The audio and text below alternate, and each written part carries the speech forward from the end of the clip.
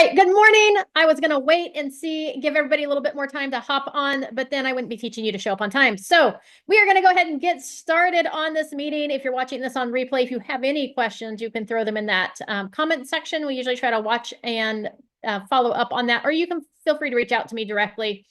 Today, we are covering what to look for on a buyer transaction. We'll also talk about it in relation to like a listing. If you're getting ready to list a property, like what do you need to pay attention to? What do we need to communicate to our buyers? Why do we even get a preliminary title report, right? What do we see on the inspections, disclosures, those types of things that we need to point out? So let me start by saying that oftentimes it's really easy. As agents, we hire a transaction coordinator to coordinate our transactions. And it's really easy for us to allow our transaction coordinator to just handle all the paperwork and not ever actually look at it. Keep in mind that it is your responsibility to review this documentation, because if there's a lawsuit that happens due to failure to disclose or information that wasn't gone over, that's going to come on you, not your transaction coordinator. So you need to make sure that you're reviewing this information. It's super important. So we're going to start with our preliminary title report. Every transaction gets a preliminary title report. If the transaction was like pre-opened, if escrow was pre-opened with that, and we're keeping it with the same company, it's not uncommon to get an updated preliminary title report after we enter into contract. They just go out there again and they keep on a periodic basis searching for anything else to show up on this property. Now, for the most part, we're going to assume that the seller has reviewed this information as well. So if we're looking at it from a buyer's point of view, we're not going to be kind of as scared as if we were looking at it. We've opened escrow, we're representing the seller, we're opening pre-escrow, and something pops up that we may not have known about. So first things first, this Exhibit A is the legal description of the property, right? So when we talked about like the maps and systems and townships and all of that, this is where that comes into place. It tells us which map book it's located in, what page it's on, when it was filed, what lot number it is, and then it has the APN number. Now that APN number, that parcel number, should be on your purchase agreement. This parcel number should match what's on your purchase agreement. So double check that it does. Okay. This is the most important thing on that purchase contract when it comes to like addresses or whatever, because this is where legal description is the APN. That's where the property is officially located. The address could be wrong. Okay. And we could still have pinpointed the right property or vice versa. Okay, we actually had this problem. We actually purchased a property with the wrong address. Okay, so the address was wrong, the APN was correct, and we actually had to go back and get it corrected, the address corrected with just about everywhere. It was a mess. We figured it out like right before close of escrow, but the parcel number is what told us which property we were actually purchasing, not the address itself. The address is like its common name. Okay, so you know, like plants have scientific names or animals have scientific names, and then they have a common name. We call it a dog, but it's really like a Labrador Retriever would be the more, closer to scientific. And then there's like an actual scientific name. That actual scientific is the one that matters, not that we called it a Labrador. Okay, that doesn't actually indicate what it is. All right. So that's the first, is the legal description. Second here is it's going to tell us what the property address is. Again, that's important that the property address does match. So if the APN matches, the property address does not, then we need to do some investigative work to make sure why do we have the wrong APN? Do we have the wrong address? What is incorrect? Okay. So we want to double check that. And then we're just going to scroll through. A lot of what you find in the preliminary title report is just the legal jargon. So it doesn't really matter. So this just talks about what kind of policy is going to be entered into. Here is the seller's name and how they hold escrow. So that's important because we put our seller's name onto the seller's name onto the purchase contract. And we want to make sure that what is on this matches what's on that contract. Okay. And if you're getting ready to list a property, you've pulled a you've opened pre-escrow on it, or you're reviewing this, you've got the preliminary title report as a listing agent, you want to review this information as well to make sure it all matches. You're ultimately in charge of this. So we want to make sure that the seller's name matches what we have on that listing agreement, as well as it needs to match what's on that purchase agreement. Okay, here's that APN number again. This is all the legal information. Here is some important information. This is part of the reason why I picked this preliminary title report is when we look at the taxes and assessments. So we get into, after we get into the description of the property, who the seller is, all that information, then we get into our, hold on. Okay. We get into our numbered items. So when we submit this preliminary title report to the lender for approval, they're looking at these numbered items, and part of the conditions for the loan are going to be, we need 3, 4, and 5 cleared off the preliminary title before we can close escrow. Okay.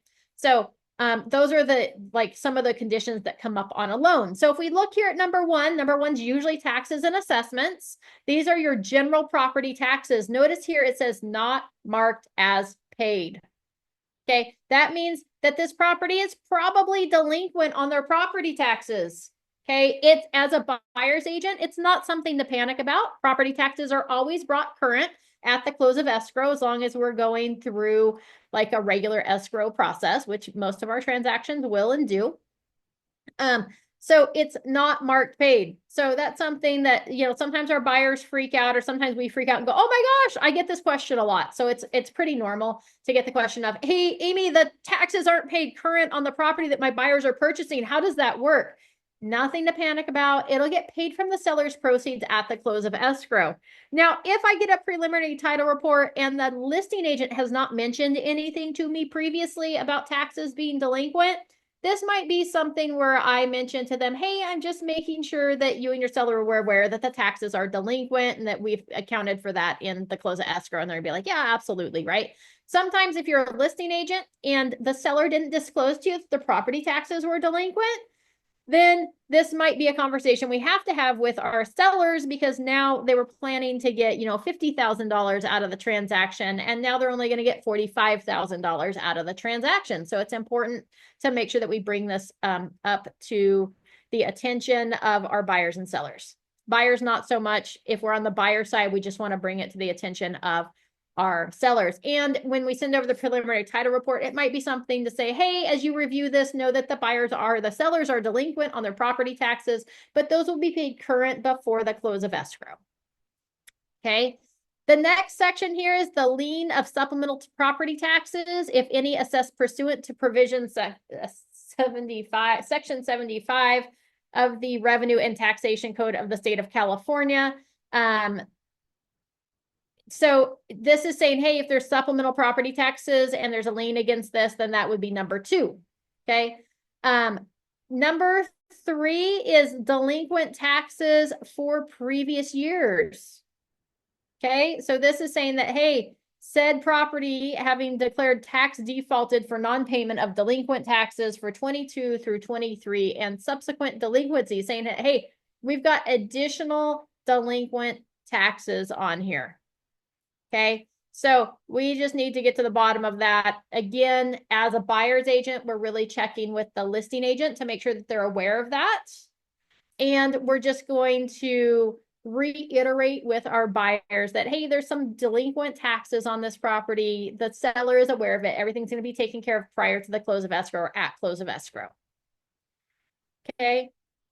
Then there's some other things. Then a lot of these are just triggers for title company to reach out to these individual agencies to make sure that they don't have other delinquent information. So like number 4 is any special tax, which is now a lien that may be levied within the community facilities district. That'd be clean energy or notices which have been recorded. Special tax levied annually, right? Amounts added to and collected with the property taxes. 5 is, it seems to be like a repeat of that.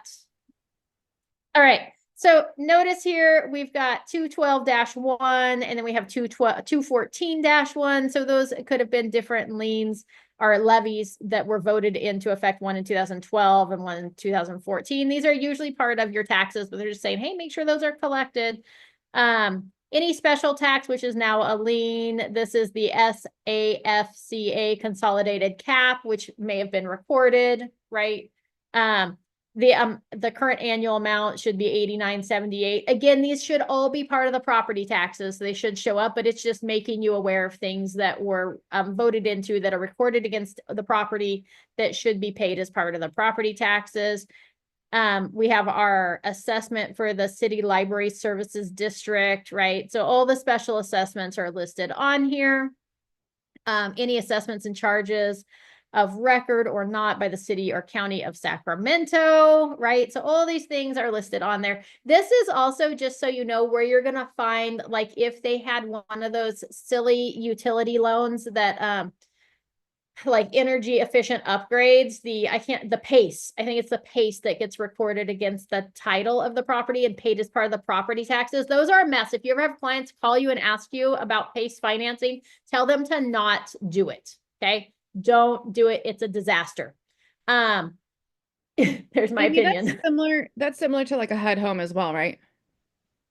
A HUD is different. So I think because your HUD home is done as part of the purchase, right? I thought it shows on a prelim as well. So I just remember working title and escrow and they both are kind of difficult. Yeah, those are probably difficult. So, right. So you have the like secondary financing that are done as part of like your financing, like your down payment assistance program stuff. Those are going to show on here as well, which we'll get into here in a minute. Or if you have like in winters, there's a lot of properties that are part of the low to moderate income purchase. They have purchase restrictions on them.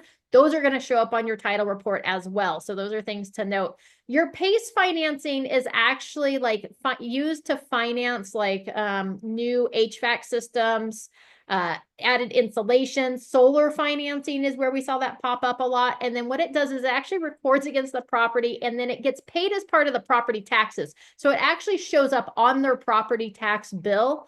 Those are really difficult because of the fact, here's why those are bad. Is what happens is your property tax bills issued in like October for the next year, right? Everybody gets their, the properties are reassessed and then you get that bill in the mail that's due. It comes due in November, late in December, and then due again in, I don't know, February or something late in April, I think. I'm trying to remember what the delinquent dates are, but, once that bill is issued, which is the bill for the entire next year, once that bill is issued, if you pay off that PACE loan or if you go to sell your property, you still have to pay your property taxes current and you still have to pay the balance due on your PACE loan, which ultimately is double counting itself because it's already part of your property taxes, but they don't take that into account if you haven't paid those installments on your property taxes. So if I close escrow on a property today and the second installment of my property taxes hasn't been paid, the seller pays off the PACE loan as part of the purchase, but then part of my property taxes that I paid include part of the money for that PACE loan. The refund goes back to the buyer of the property, not the seller. And you have to work it out with the buyer of the property if the seller paid for part of it so that the overpayment of the PACE goes back, part of it goes back to it's a disaster, I'm telling you. And people be like, well, it's okay because I'm not planning to sell my property. Well, that's what everybody says when they go to sell their property. So anyways, the PACE loans get really sticky when it comes to selling and transferring property because it's attached to the lien to the property and it's attached to the property taxes. And ultimately it ends up getting double paid. And any refund or overpayment of that loan goes back to the buyer, not the seller. It's a mess. It's a mess. All right. So there's that. So you'll see all the assessments on here. Once we get through all the assessments, okay, number 9 here is saying, hey, now, oh, yep. So I do remember all that when I was working title and escrow, lots of angry sellers, right? Yeah. Is there any way to remove a PACE loan from the property? Like maybe like if you get in front of a seller that's like, oh yeah, I did that. I totally forgot about it or whatever. You know, we bought the house 15 years ago. Is there some way to remove it before listing it to sell to avoid any issue like that later? Because those are issues that are not negotiable, right? It's like, it is what it is. It is what it is. So the one idea that you could do is the buyer assumes the loan and then it proceeds on as scheduled. So that's one option. Depending on the balance, then the seller could the buyer could assume the loan, the seller could actually credit them for the amount of what the payoff would have been, so that then it becomes the buyer's responsibility and nothing due back to the seller. So that would be one option to do it. There is no way for the seller, once the property tax bill has been issued, there is no way for the seller to pay off the PACE loan without it double counting on property taxes. If both because of property, installment times. yeah, so if both Okay, property tax okay. installments have been paid and the new tax bill hasn't been issued, so like those months between, like April to October, they can Where pay off people like that. to sell their house? Say that again? When people like to sell their house, yes. When people like to sell their house, but it doesn't always happen then sometimes you can finagle it so that you get that PACE loan paid off before the installments are due and paid, and then there's no double counting. So there's like this sweet period during the year where you could make that happen. Absolutely. Okay, thank you. Yep. Otherwise, what you'll want to do is like, because I know this from personal experience. We did a PACE loan on our property because we thought, oh, that sounded cool, and we have no intention of moving. And then, of course, 2 years later, we're moving like we did every 2 years. I should have thought about that. But we actually worked a deal out with the buyers so that when they received the refund of that, we had it in writing that we would prorate it based on the days that we owned and based on the days they owned and the payoff. But there was a lot of calculation involved in that. So we did have it in writing. So when the buyers did get that notice, they reached back out to us and worked it out and cut us a check. But yeah. Good. So don't get some. Don't do PACE. Don't do anything that attaches itself to property taxes. Yeah. And there's Okay. many weird little things that can, so. Yeah, I mean, all loans are like for improvements and stuff are going to attach themselves to the property itself, which is fine. It gets recorded as a lien on here. You'll see that when we get to the lien section. So you'll see those pop up as liens, which is fine because those make it really easy to pay off and be done. But it's those that attach themselves as a lien and a property tax assessment. Those are the ones that are funky and you want to avoid. Thank you. Yep, absolutely. All right. So number 9. So we talk about all the assessments, special assessments and taxes and stuff in the first section. And depending on the property, well, the numbering could be adjusted. Number 9 comes into where it starts talking about easements. I can't tell you how important easements are. Now, most properties, if not all, I'm going to say all on-grid properties have public utility easements on them. That allows, so number 9 is an easement affecting the portion of said land for the purposes stated herein and incidental purposes as shown on the filed map. Public utilities, the northerly and southerly 5 feet. Okay, that's saying that, hey, public utilities have a 5 feet access. This one's got on the northerly and the southerly side to access the property for public utilities. Okay, really common, not anything to be afraid of. The public utility company is not going to come set up camp on your property, but this gives them access to, monitor the the utility, the meter itself, to maintain any of their lines that might be running through the property, whatever that might be. Okay, so that's really common to see those on there. 10 is building setback line as showed on filed map, and that's the northerly 25 feet. That's a setback, so you can't build on that section of the property. Okay, you can usually put, you can landscape it. This is usually in the front yard. And it usually is like, you couldn't take and put an ADU touching the sidewalk on the front of the property. Okay, so that's what this is. That's the setback. Now you'll notice on like corner properties, right, that sit on the corner, that they're going to have building setback lines on both sides of the property that wraps that corner. And oftentimes your corner setbacks are more, are deeper than your regular street setbacks. Okay, now this doesn't mean that you can't, like, maybe somebody wants to build a little small, like, picket fence in their front yard. So if their dog escapes out the front door, they're trapped, or their kid can't get onto the road. Like, that doesn't necessarily affect that. But if you have a buyer that's wanting to do that, it's a really good idea for them to recommend that they go down to the building department of whoever contains this, whether it's the city or the county, whoever's in control of that property, and talk with them about what they're hoping to be able to do to the property. Like, hey, we want to build a 4-foot picket fence in the front yard up to the sidewalk, and I know there's a setback. Are we going to be able to do that? Because some cities and counties have different requirements on the height of the fence or how see-through that fence is, right? So as we get to those corner properties where you've got people that have to come to a stop and be able to see the traffic, it affects where that fence line can go. Okay, so just something to be aware of there. And as always, we never do the work for our buyers because we don't want to be the translator between a permit department and a client. So we could go down with them, we could make the call with them, but we want our clients actually asking the questions and hearing the answers directly from whatever that source is, so that they're getting the information firsthand and we're not translating it for them. Okay, does that make sense to everybody? We don't go down to the building department for our clients. Okay. So that's your setback 10. 11 is your, and again, these numbers are different on every single prelim, depending on what the property has. They might have more easements. Now, keep in mind that you've got properties where, especially you'll see this out in the country, or sometimes even in like the North Station subdivision in Vacaville. I had to think what that subdivision was called, where you've got like a shared driveway access.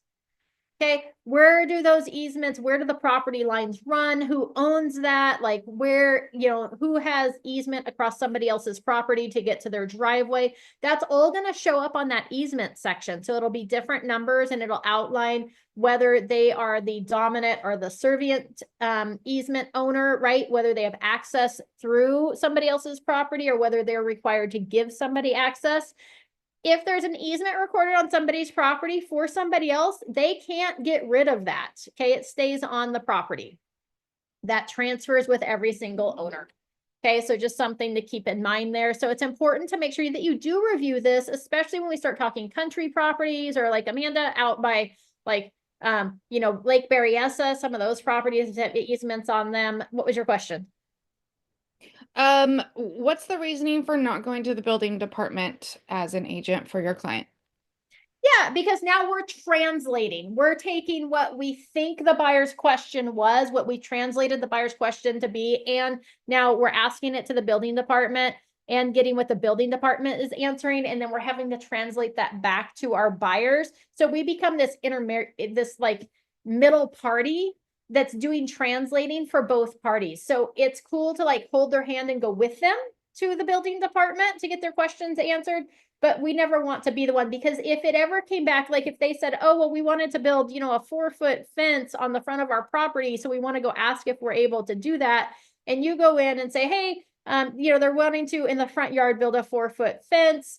And the building department's like, oh yeah, that's totally fine. But we didn't specify that they wanted it at the sidewalk, or they wanted it to cross the sidewalk. Maybe the buyers had this vision of coming all the way out to the curb with their picket fence and putting gates in it so people walking through the sidewalk could access it, or blocking people from the sidewalk. And then they said, well, Amanda, we told you to go down to the city department and see if we could do that. And you're like, well, yeah, I asked if you could do it in the dirt, not across the sidewalk. And they're like, well, we told you we wanted the sidewalk, and now we've closed on this property and we can't do what we want.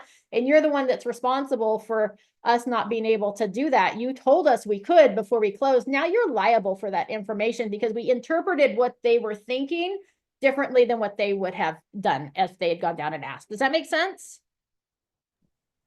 Totally. I've just heard of agents telling me that they've gone to the building department on behalf of clients. I'm assuming maybe it's just to submit like paperwork or such things like that, or going with them like you're saying. I just was curious. Yeah, so go with them. There are agents that do take on that liability, but you're increasing your opportunity to end up in court by doing it on behalf of your clients rather than doing it with your clients. Thank you. Yep. We're trying to keep you out of court. We're trying to keep you out of trouble. All right.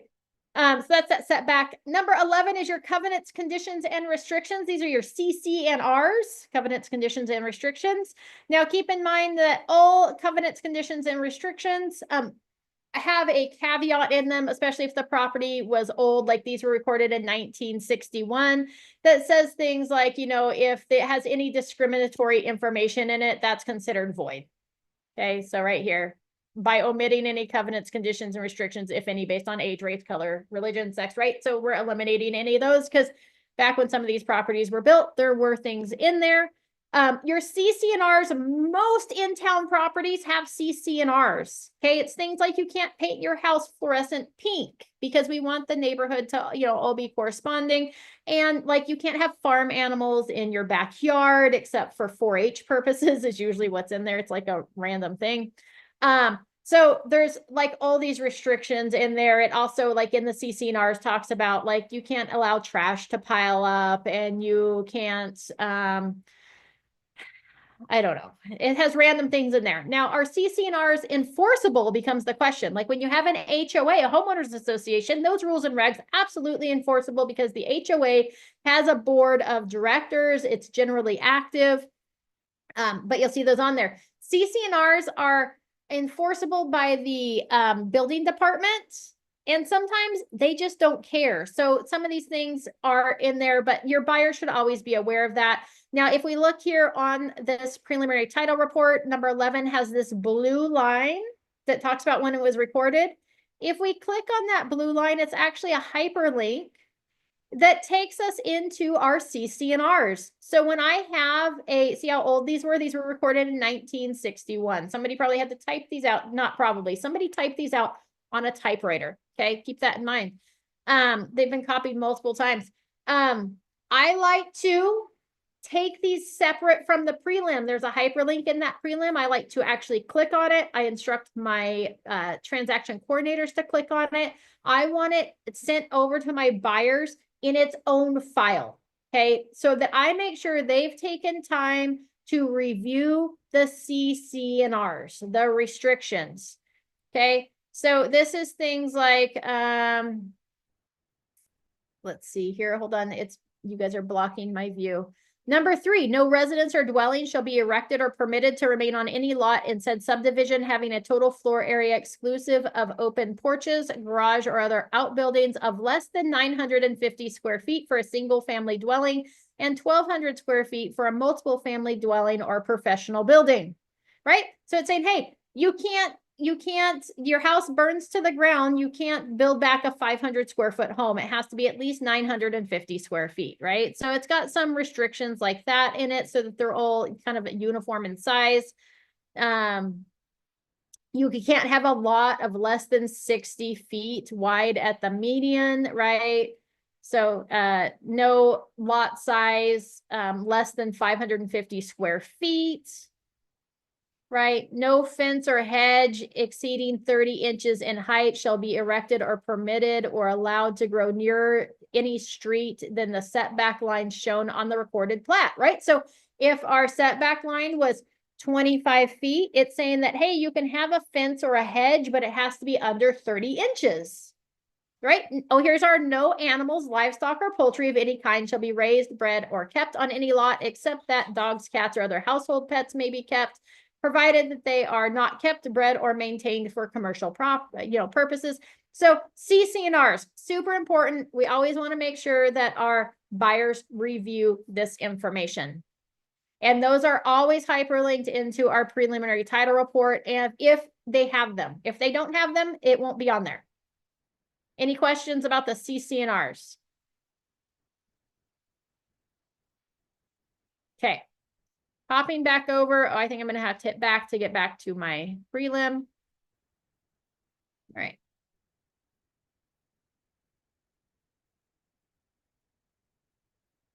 Okay, we're back at CC&Rs. Now, here's that if it contains, discrimination, it's void. Dun, dun, dun. All right, number 12 is now this is when we've gotten into what's recorded as liens against the property. So we have a deed of trust secured for $402,039. It says who took out the loan, who the trustee was, that's who recorded it. Who's the beneficiary, that's who's the servicer, and when was that recorded. So again, this is hyperlinked. You can get a copy of it. It's not really necessary, but this just says what the original loan amount was. So in case you ever had a question, like sometimes buyers will contact me and they'll be like, Amy, can you tell me what the balance owed on this property is? And you're like, no, I can't. Like, but you can go into the tax records, looked at what it was recorded at previously. And sometimes it'll tell you what kind of loan it was. Otherwise you're just guessing like, oh, well, it was $402,039. It was recorded 2.5 years ago. So it's probably like, you know, you don't take much off the principal those first couple of years. So I'm going to be like, it's probably like 395,000 would be my guess is what the seller owns on the property. Right. So that's a good way. If somebody asks, that's usually what I just guesstimate. Okay. Let's see here. It just says who's vested, right? The recorded date of that. So that's your first lien. Owner's declaration. Let's go here. So that's the end of our numbers. Now, the other thing that the title company is going to do, just so you know, is they're going to check with the local utility companies, like usually your water districts and such, to make sure their utilities are brought current. They usually check with trash and water, like the city-run utility services, and they'll let you know if it's not current. I'm surprised this one doesn't state that it's in that it's delinquent, that there's not a notice of something recorded against this one, because this one was like 1.5 years delinquent. But I was thinking it would show up on here, but it doesn't. So anyways, you'll see stuff like that on there as well. We've also, like, I've sold properties with tax liens where people hadn't paid their income taxes to the IRS. The IRS will get a judgment and record it against the property. So those do have to get paid at close of escrow. We actually had to do a short sale because they owed $400,000 in delinquent IRS taxes, income taxes. So the lender got paid, but we had to work with the IRS to get a reduction, to get them to release it based on the funds that were due, or based on the proceeds from the sale. So you'll see stuff like that on here. Again, as a buyer's agent, you're really checking to make sure that APN matches. The seller's name is who we thought the seller was. We're looking for those covenants, conditions, and restrictions. We're looking for those easements. Okay. Anything that's delinquent or shows as a loan or a lien on the property, those we may want to check with the listing agent if we haven't heard about them before and they're kind of out of the ordinary, to make sure they were aware of them. But generally the title company will make them aware of them. We just don't want any hiccups. And then the rest of this is really just the legal amount here. It just says, it goes through oftentimes like the sales history of the property. It talks about what kind of policy is going to be issued on it.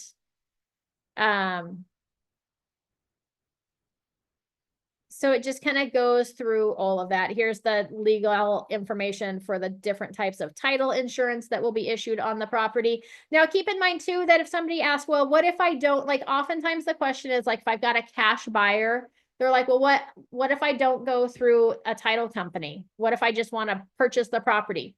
They absolutely can do that. You do not have to go through a title company to complete a purchase, but here's what I would recommend. By going through a title company, the title company is going to get insurance on the property to ensure that on the date of the close of escrow, the title is free and clear. All those delinquents have been paid, all the liens have been removed from the property, that it's passed on with just like its easements, encroachments, its covenants and restrictions, and then whatever new liens the new buyer puts on it. If anything were to pop up that was owned by a previous buyer, right, or a previous seller of the property, previous owner, we can take that back to the title company and have them work out the details on that, because they insured the title to that property. The other thing that happens when a title company insures the property is when I go to sell it the next time, it's not a problem. Okay, it's really easy to go sell that property. If I don't get the title insured on this sale, and then I go to sell that property down the road, the next title company, if that buyer wants it insured, is going to have issues with insuring the property because it wasn't insured at the last transaction. And so they're going to be worried about their liability moving forward because the previous transaction wasn't insured. So that would be my number one reason as to why we want to go through a title and escrow, make sure they clear the title, they issue that title insurance policy, is that moving forward, even if you don't think you need it for this one, you don't care about what the buyer or what the seller had remaining on the property, it's going to make sure that your sale, when you go to sell that property, goes really smoothly and you don't have any hiccups there. Okay, does that make sense to everybody? Does everybody understand the value and what to look for in that preliminary title report?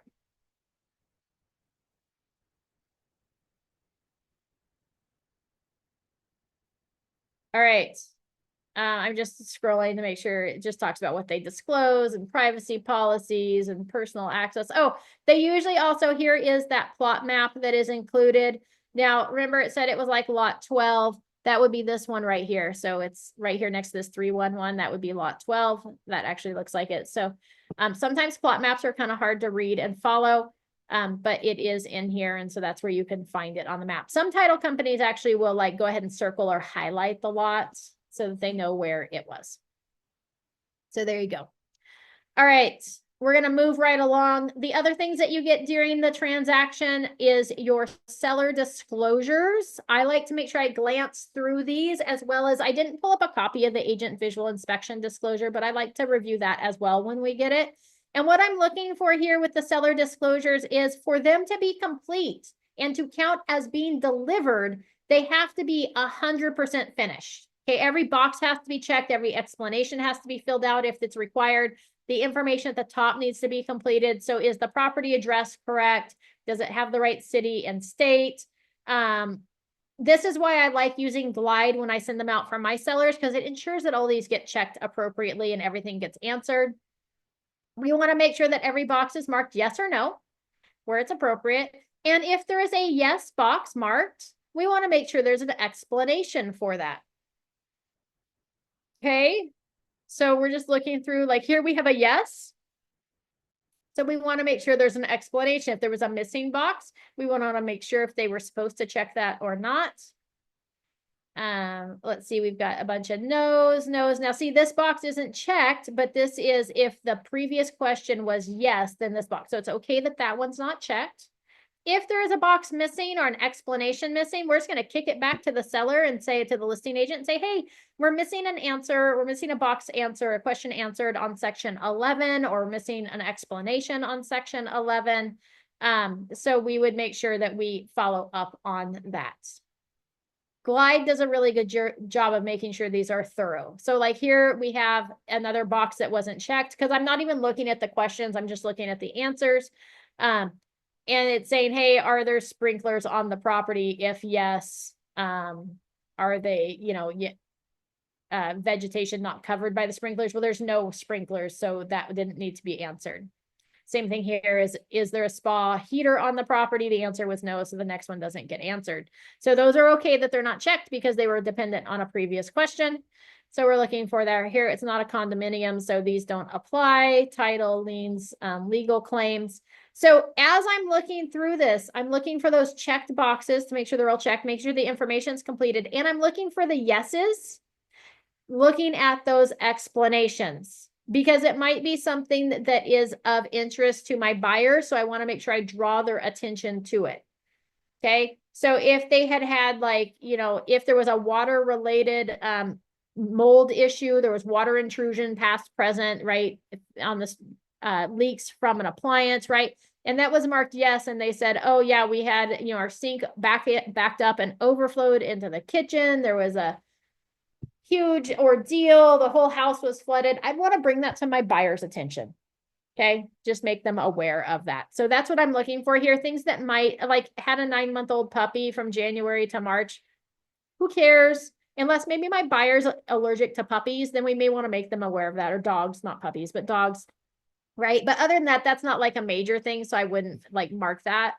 If it said, yeah, I had a snake and it escaped in, a month ago and we haven't found it, I probably would want to make my buyer aware of that. Like, hey, there was a snake. They haven't found the snake. It could have escaped. It could still be in the house. Chances are by the time they empty all their belongings out, they will find the snake. There's no real place for it to hide, but I just want to make you aware, right? So things like that may affect their ownership interest of the property, we want to bring to their attention.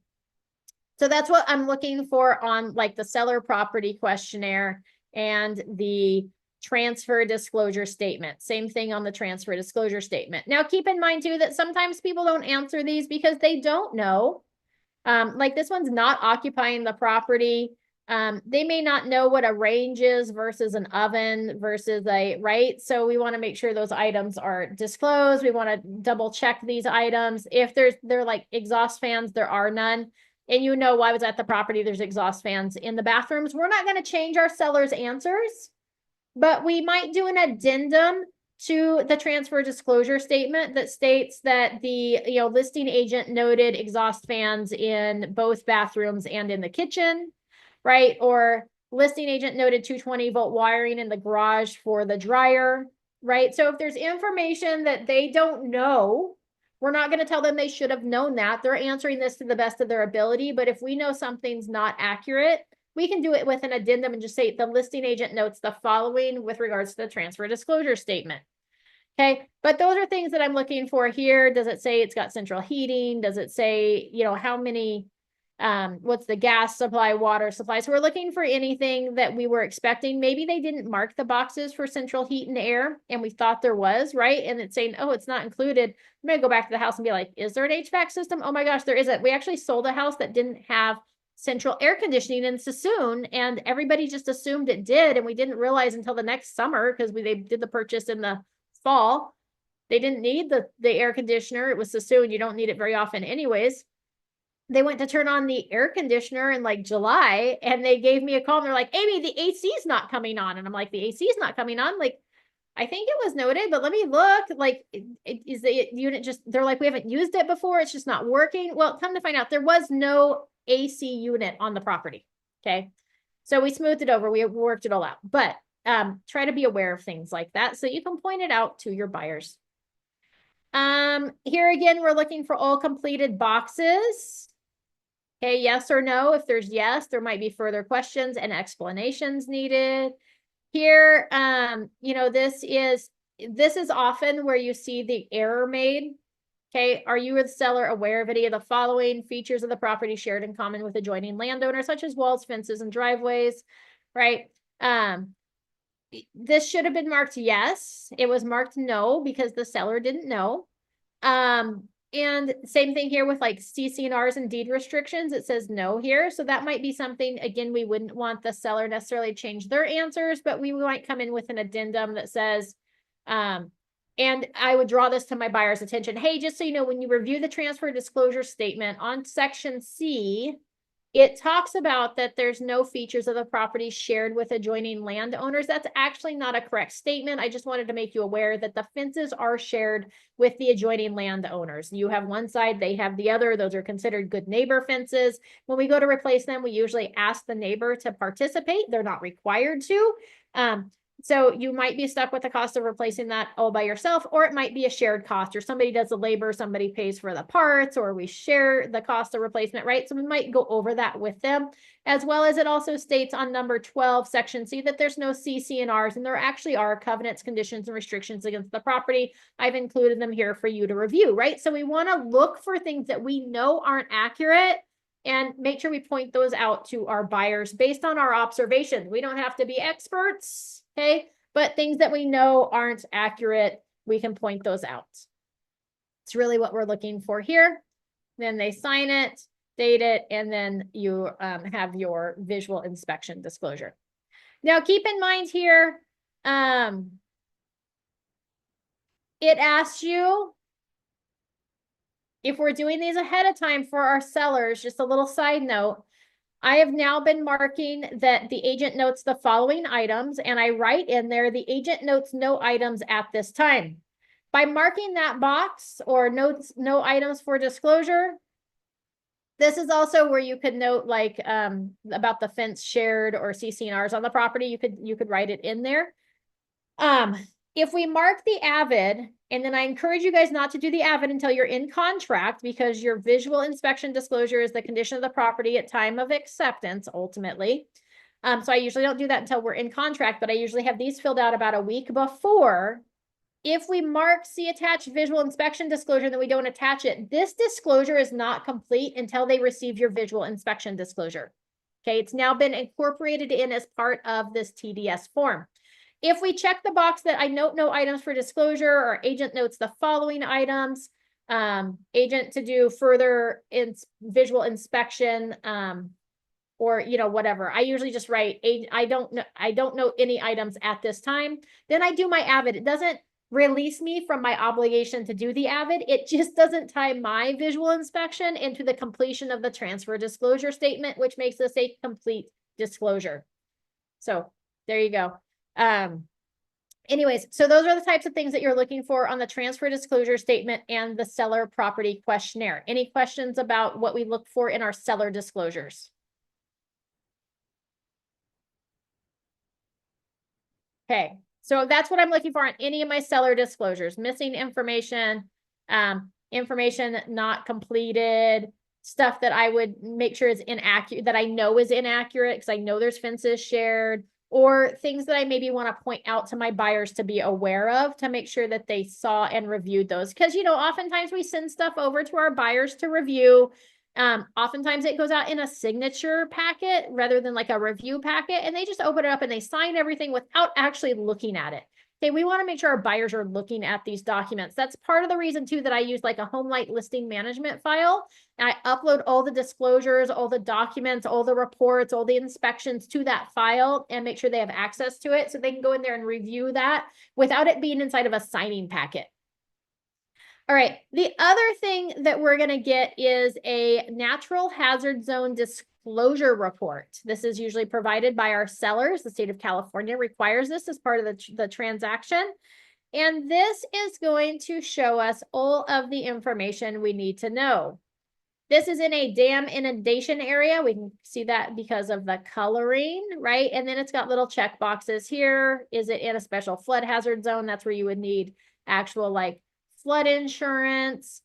Is it in a fire hazard zone, a wildland fire, right? So it's going to mark yes, no. If it's high or very high for the fire hazard severity, this is going to be checked.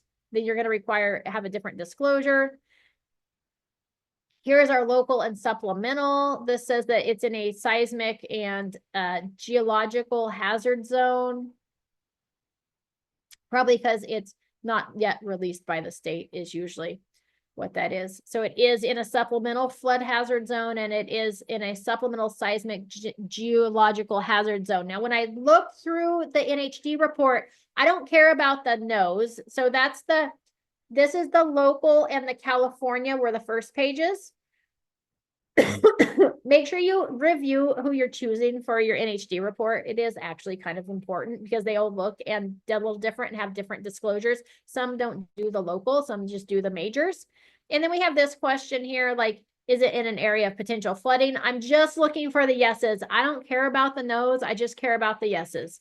If it says yes, I want to make sure I point that out to my buyers so that they're aware of that information. That, hey, just so you know, this isn't an area of potential flooding. It's on a potential dam failure inundation map. All of Sacramento actually is because of all the levees and everything in the Sacramento area. So that's really common for all properties in this area. But I just wanted to make sure that you're aware of that. It doesn't require special flood insurance, but you may want to consider having flood insurance on your property. Oftentimes, if it's not required, getting flood insurance might be a good idea. And it's usually like a few $100 a month, or not a month, but a year to add it if you're not in a special flood zone. So it might be worth having because anytime the water rises from the ground to flood your property that way, your property is not going to be covered by your hazard insurance, right? So we may want to point that out to them.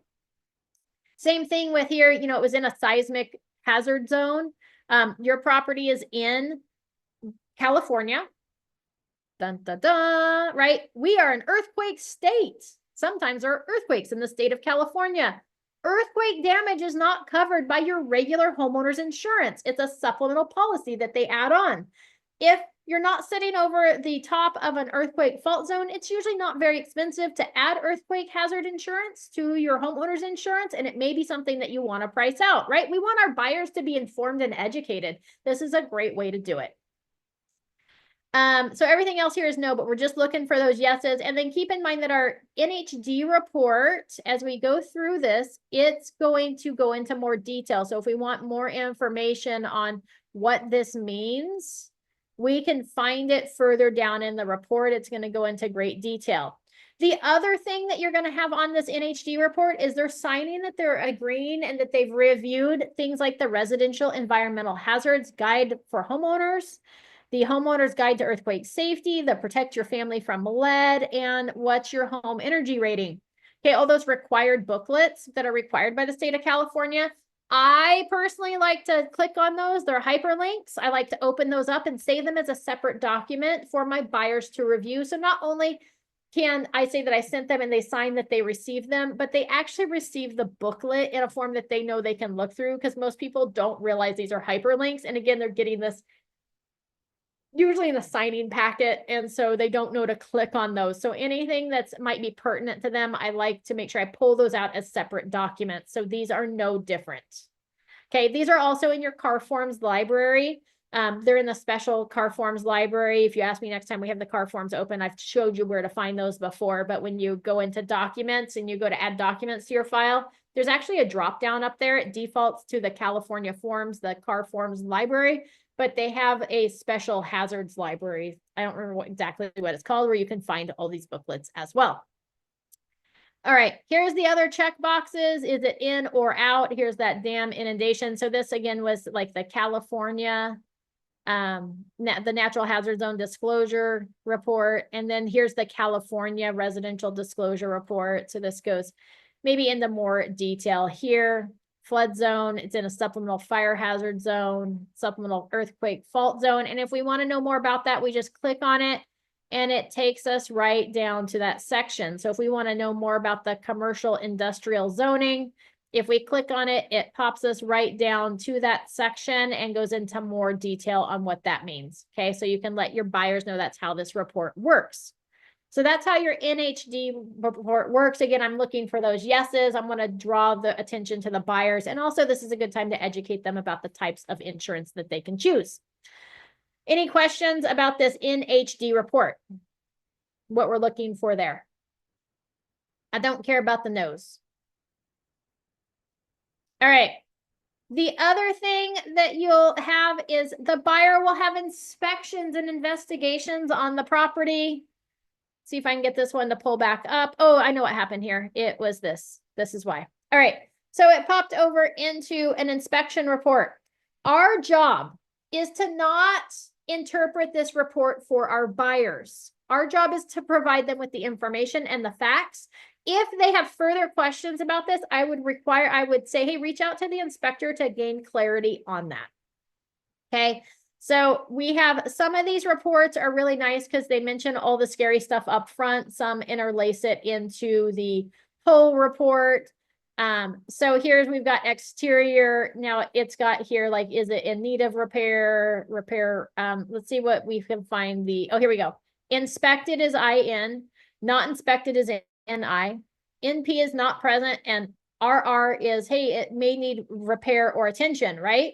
So it's like, oh, there's visible cracks, which could indicate soil movement, raised areas, trip hazards. I always like to let my clients know that the reports look and sound scary because they're required to point out every little thing. But, you know, if you look around, you ever see a driveway without cracks in it? Yes, the only one without cracks is the one that's only been there for a week, right? So here they're recommending like repair or replacement because it's got raised areas.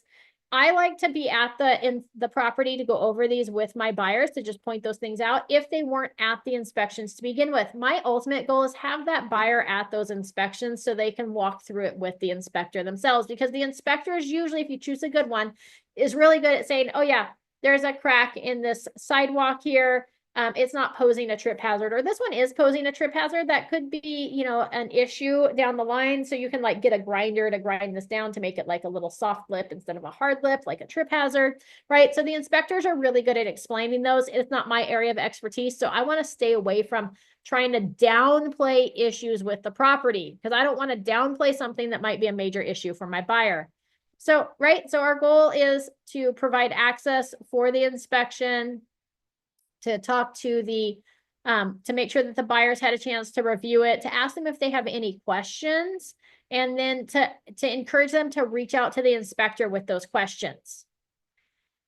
If there's like further items for further inspection, I may ask them or encourage them, hey, like there were several items noted on the roof. Now our home inspection, they're really just looking for health and safety hazards.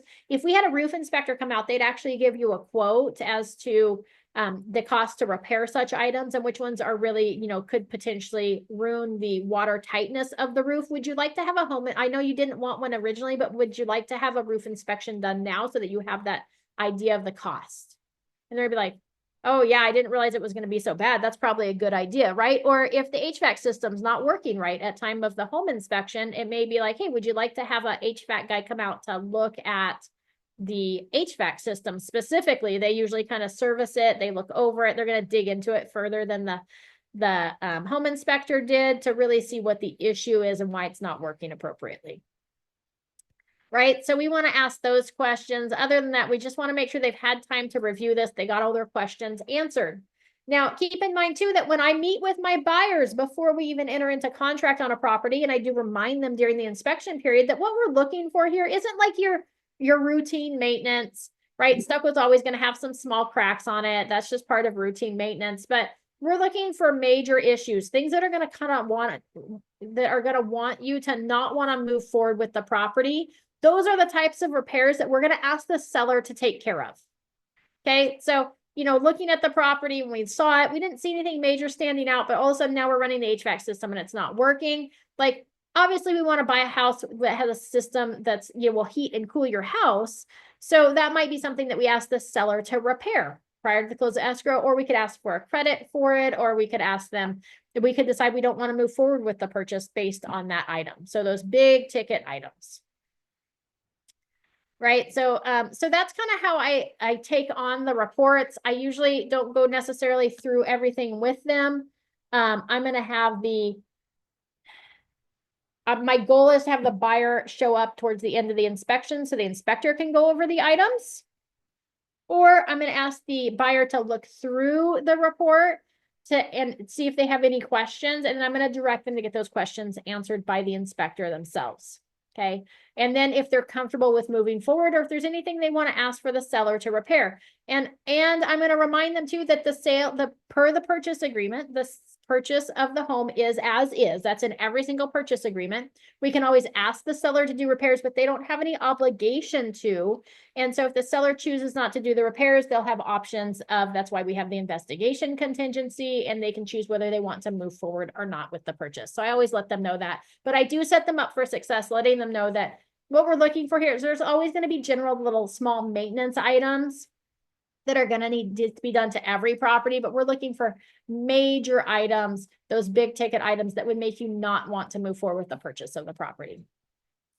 So that's kind of it. You've got your preliminary title report, your NHD report, your seller disclosures, and then any reports or inspections. It's always good to make sure that you've got a contractor or a handyman kind of that and is willing to work with you, so that when we have things like this pop up, we can always kick this over them and say, hey, can you give me a quote to repair these 3 things? Or what would it cost to paint this house? Right? So that you have an idea of that, so that when your buyer says, hey, what do you think it would cost to get these items repaired? Like, I don't think they're major items. It's probably a couple $100, but what do you think? You can be like, oh, I have my handyman. I can put you in contact with him. You can reach out to him and get a quote for those items. And he's gonna be like, oh my gosh, you're amazing. Thank you. Right. So, because if they ask me, I'm gonna be like, it's switching out a plate cover or doing some painting. Like that's, it's $30 for a can of paint, and I'm gonna go paint it myself, right? Versus having somebody paint it. So everybody might be different. And keep in mind too, that we're not interpreting these reports for them, because I might be like, oh my gosh, look at this garage. Like it's missing trim. The door's been busted open previously. The glass is broken on it. It's got crash bars. Oh, I would never want to live in this house. This seems like this is in a really dangerous area. I mean, look at the destruction to this garage, right? That would be my interpretation of it, where my buyer might be like, oh, yeah, no problem. Gosh, I'm really glad they added that safety bar there, because I know I can only afford things in neighborhoods, there's a little bit more crime, and that's already in. So at least that'll keep my house safer, right? So my interpretation might be different from theirs. So I try really hard not to interpret, even when it comes to like smells inside the house, because, I walk into some houses, I'm like, oh my gosh, this house stinks. But to the buyer, it may not stink, right? So we try not to interpret it for them. We try to just ask them to provide feedback to us, so that we can handle and point them in the right direction to address their concerns and not create concerns. Our goal is not to create concerns. Thoughts, comments, questions?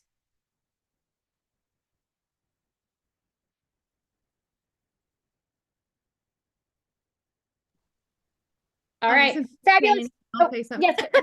Yeah. I think this is super helpful, Amy, just because I'm in negotiations right now on lots of things. So it's kind of, like you're saying, it's kind of to each their own. It's for them to buy, it's for them to move forward, and it's for us to just bring the facts. So that's helpful. Thank you. Absolutely. Now, I will tell you that there has been times that we have gone into contract on a property that they said the seller will do no repairs. We got through our investigation period and my buyers were like, oh my gosh, Amy, like this is more than I'm willing to take on. There was like some major thing. I don't remember what it was. Maybe it was the roof or the HVAC system or something. Oh, you know what it was? There was way more in pest repairs than anybody anticipated. It ended up being like $5,000 or $7,000 in pest repairs, like dry rot damage and stuff. And my buyer was like, Amy, like, I know we said that the seller wouldn't do any repairs and that's totally fine. But I'm not willing to move forward if the seller isn't willing to pay for some of those repairs. They don't have to necessarily be done. We just want the credit for it. So what I did is I actually sent over a request for repairs and a cancellation form. And I said, hey, listing agent, like I know we agreed on the counter offer that the seller would do no repairs, but the pest inspection came back with way more than either of us anticipated. My buyers, they're ready to cancel the contract if the seller isn't ready to. So I've sent you a cancellation form, but if the seller wants to agree to our repair request, we're willing to stay on and close this transaction. But I want to be respectful of our agreement. So what do you want to do? And she's like, let me talk to the sellers. They ended up doing the repairs so they didn't have to start all over because this was going to be an issue with any buyer. So right. So I always want to be respectful of that. Sending over both may not be an option all the time. It may be better just to have a conversation with the listing agent about it. The other things that I've seen too is oftentimes if there are some major things that my buyers want repaired, I will tack on some of the small stuff in there as well. I'll throw in some bonus items because sometimes the sellers will agree to everything. And then other times I actually had one that I asked for just a few things on the pest inspection to be taken care of. And they responded back with the seller is going to provide Section 1 pest clearance, which was way more than we asked for. But usually I'll throw on like some little things like, oh, I want the garage door needs to be repaired and on this one, like replaced with a functional garage door without a piece of wood on it. And then I might sprinkle in some small stuff that the buyer kind of would like, but we're not like deal breakers for them. Because the seller may agree to it, the seller may not, or it may give me some leverage to the listing agent to say, hey, the door was, I know there's like 6 things on that repair request. The door was super important to them. If we can just get the seller to agree to a door, the other things aren't as big a deal. We can probably just, negotiate off of those, right? So it gives me those negotiation items of, hey, bonus, like if they do it, great. But if they don't do it, it gives me some items that I can say, hey, here's the important things. Those other things, not as important. Like we can probably work around that. We're willing to give those up for this deal to happen. And then it makes it sound like we're like being super generous, even though we just threw them on there as bonus items. So that's oftentimes how I negotiate my repair requests.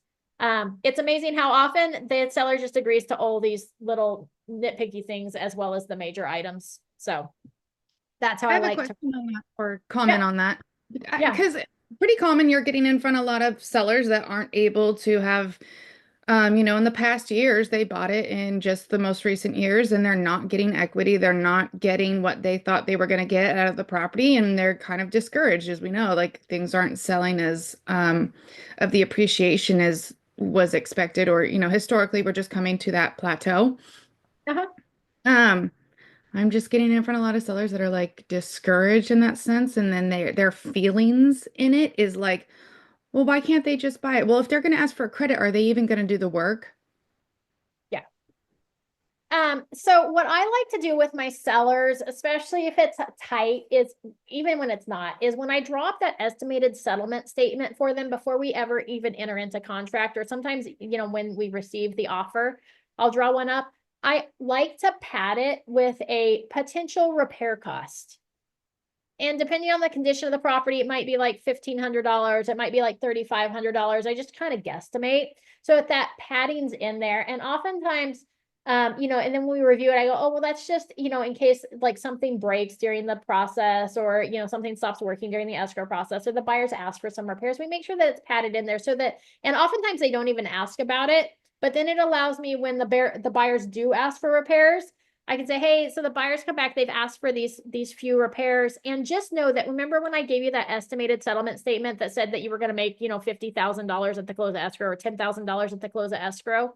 I had actually already accounted for this, so it doesn't affect your bottom line. It stays the same. You're still going to get that same $10,000 out of the sale of the property because I had already accounted for about $1,000 in repairs for you. And they're gonna be like, oh, then yeah, let's just do it and get it done. So oftentimes by padding it up front and letting people know that, hey, oftentimes things come up. Like there's things that you live with that you've kind of forgotten about that our buyers maybe aren't going to want to take on. And so if something comes up, then we've already accounted for it. If you're in the middle, right, we're in the middle of a contract, our sellers are like, oh man, I really thought we would, after 2 years, we could walk away with like 50 grand out of this property. And we're only walking away with 10, and I'm discouraged and disgruntled in the first place. Well, number one, you don't have to sell your property, right? Number two, I'm joking. Number two, when we approach it and say, well, the buyers are asking for this, you can ask them, well, okay, well, you're going to sell this house and purchase another home. And if you were purchasing a home that, the window had a big crack in it, would you want to purchase that home with the crack, or would you want the seller to fix it for you? Right? So letting them know, putting them in the buyer's shoes of on your purchase forward, if this was the issue, if the HVAC system wasn't working correctly, would you want to buy that house with a non-functioning HVAC system, or would you kind of expect the seller to take care of that? And oftentimes by kind of getting their brain to think of, in the house I'm moving into, yeah, absolutely, that would be stupid. Why would I want to buy a house with a broken HVAC system? That's how the buyer's feeling, right? The other thing that might help too is if we add that seller's policy on with the home warranty, when we enter into escrow on a property, when we list the property, having that in place, then if something major comes up with our system, especially if there's not a lot of funds available, the HVAC system isn't working. Now it's a call to the home warranty company during the escrow period to have them come out and fix or repair that HVAC system versus not having anything to lean back on. So now it's an $85 fix instead of a $2,000 fix. So that seller's policy, talking with your homeowner's warranty, your home warranty provider about how their seller's policy works and putting that on your properties, even if you foot the bill, oftentimes it means it's going to be like $60, maybe $100 total, depending on how long the property's on the market, for you to foot the bill for that seller's policy to be in place on the home warranty. It could save your seller a lot of money and make you the winner at the end. That, hey, yeah, because something comes up in the inspection reports, the buyer's asking for it to be repaired. You're gonna be like, hey, yeah, the buyer's asking for this to be repaired, but no big deal. I've got the home warranty in place. I took care of that for you. So you actually have like a seller, what we call seller's policy home warranty, which means we can call the home warranty company and they'll come out and look at it instead of paying a HVAC company to come look at it. Or all of a sudden their dishwasher stops working. It's like, oh, no big deal. I've got that home warranty in place. Let's call it they'll either fix it or replace it for you. It's not a big deal, right? And now you've become the superhero for your sellers. So those are just some ways to handle it. Amanda, did they answer your question? Yeah, totally. I just think, obviously as we see this market kind of flip a little bit, that's what I've been struggling with. And I do appreciate that, where I've always tried to flip it like, hey, put yourself in their shoes. Let's be, I can't control the market, but it is how it is. And then, yeah, people always have the option to sell their property or not, right? Or not. Yeah. And, too, you can let them know that, yeah, we don't, obviously agreeing to any of these repairs or any credit or anything is optional on your part. It's negotiable. We don't have to, but just know that if we don't agree to it and the buyer decides that this is a deal breaker for them and they go to cancel this contract and we have to put the property back on the market, the HVAC system not functioning is probably going to be an issue for the next buyer too. Right? So we're probably going to have to deal with this at some point, regardless of whether it's this buyer or the next buyer. And so, if we keep this buyer, we're scheduled to close in 10 days versus putting it back on the market, waiting a week to get another offer, and then, another 30 days to close escrow. Right? So just kind of reminding them of that as well. All right. Fabulous. I hope you all have a great day. No training on Thursday due to travel, and then we'll be back next week. I'm also working, be looking for a survey to come out. I'm gonna take a survey because I'm wanting to bring in some special instructors for some other trainings coming up for the remainder of the year. So watch for that and the schedule for the remainder of March and into April. We'll have that coming out here in the next day or so. So watch for that as well. Thank you. Thanks, Deborah. Hopefully your volume or the speakers got fixed. You're welcome, Vanessa.